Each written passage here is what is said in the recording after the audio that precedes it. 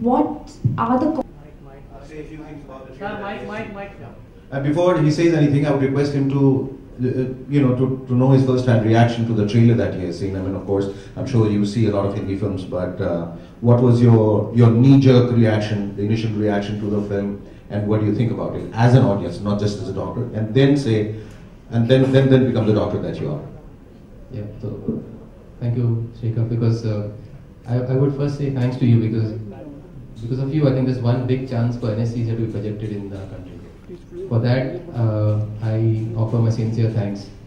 Also, this platform, I would like to say this trailer, you asked me to trailer is astounding. I mean, for me, it's as a doctor who stands in the head end and does these kind of cases, to see what a patient perceives as awareness is frightening for a person who does all this day in, day out. I think you got your attention. You got our attention there. So I'm sure that this movie will not only tell the patients about the fact that there is some concept like anesthesia awareness, but more important and equally important, it will tell the patients so that the surgeon. I mean, people used to ask what is anesthesia, and we used to jokingly say that who's the anesthetist? He's the person who protects the patient from the surgeon, is what used to jokingly say.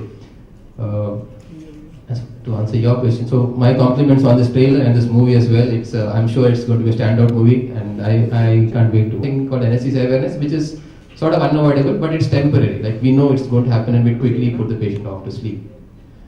Anesthesia awareness, like what is depicted in this trailer and this movie, probably can occur because of 3 or 4 reasons. First is human error. If I make a mistake, if I don't do the correct drug in the correct quantity, or I don't see that my systems are working properly, the patient can have anesthesia awareness.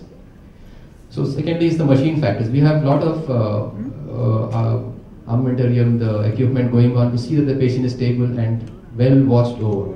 Any of these equipment don't work the way they're supposed to. There is a chance that there might be anesthesia awareness, but we detect those very quickly and we're able to cover it up.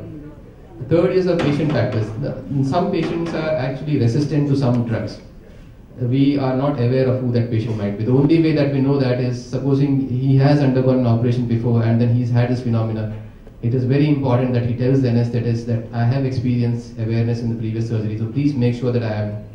That way we can use preventive measures or even supplementary monitoring in the form of brain sensor monitoring or inhalational anesthesia monitoring. These are 2 very important fundamental monitors we have nowadays. One what is awareness? Like if you just see the EEG or the brain activities, you can just look at the brain tracing, the active rate tracing, and tell this patient is awake or he is sleeping.